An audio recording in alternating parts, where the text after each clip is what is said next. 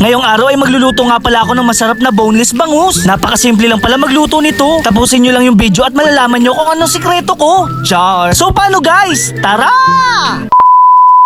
Isang araw guys, naisipan ko nga pala magluto ng bangus. Fresh na fresh pa naman tong bangus natin galing sa rep. Dahil frozen nga pala yan, kailangan muna natin siyang palambutin. Nilipat ko na sa malaking lalagyan para mabilis lumambot. Dahil may pera pa ako, bibili ako sa tindahan. Ang kaso lang guys, wala nga pala yung lagi natin ginagamit. No choice na ako, kaya crispy fry na lang yung binili ko. Ang kaso lang 21 pesos to. 20 pesos lang kasi yung dala-dala ko. Ay lugi ka ngayon. Pagka-uwi ko, eksakto malambot na yung mga isda. Guys, eto nga pala yung sinasabi ko sa inyong sikreto. Hindi nyo na kailangan lagyan ng asin, eto lang sapat na. Iko-coat nyo lang yung isda dito sa breading. Syempre, konting pag-iingat lang kasi baka madurog yung isda. Parang magpiprito lang kayo ng manok. Ang kaibahan dito guys, isda nga pala yung gamit natin. Dito nagpainit na ako ng kawali at nilagyan ko na rin ng mantika. Make sure lang guys na mainit na yung mantika natin bago natin ilagay yung isda. Di ba guys, kapag nagpiprito kayo ng bangus, tumatalsik yung mantika. Chicken breading lang pala ang katapat niyan. Ang kagandahan pa nun guys, hindi dumidikit yung niluluto natin sa kawali. Kahit kalahati pa lang yung naluluto, naaamoy ko na agad yung bango. Mukhang mapapadami na naman ata ang kain ko. Ito nga pala yung paborito ng lahat. Syempre, ang taba ng bangus. Makikipagsuntukan talaga ako kapag hindi ko nakuha yung taba ng bangus. Char! Comment nyo nga kung sino may paborito nito. Ayan guys, luto na ang ating boneless bangus. Syempre, kapag may isda may gulay. Kumuha na rin ako ng pera dito sa bag ko na immortal bag. Huwag nyo nga palang kakalimutan ang lisensya. Ang kaso lang naisip ko magbabike na lang pala ako para mabilis. Napakalinis na nga palang tingnan nito ni Trip Trip. Binilihan ko kasi siya ng bagong kadena. Paglabas ko mukhang hindi naman uulan. So paano guys? Tara!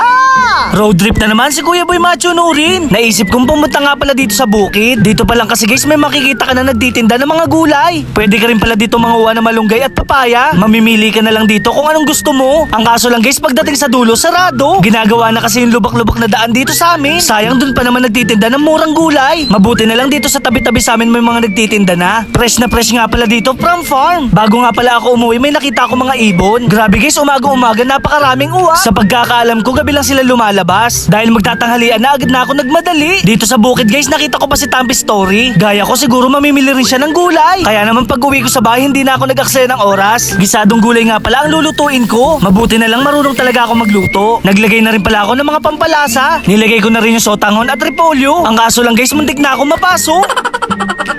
Patis na nga lang pala ang kulang nito. Okay na to. Ang kaso lang parang ayaw lumabas. Pagsilip ko, hindi pa pala nakabukas.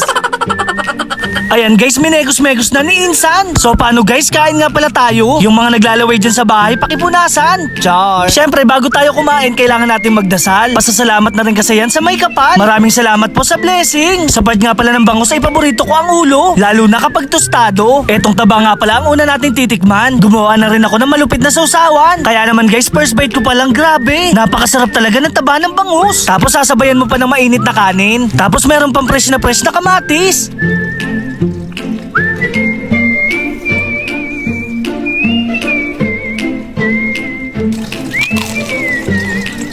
Guys, nagustuhan nyo ba yung video ko? Makikilike and share na rin para maraming makapanood. So paano guys, hanggang dito na lang. Maraming salamat sa panonood. Paalam!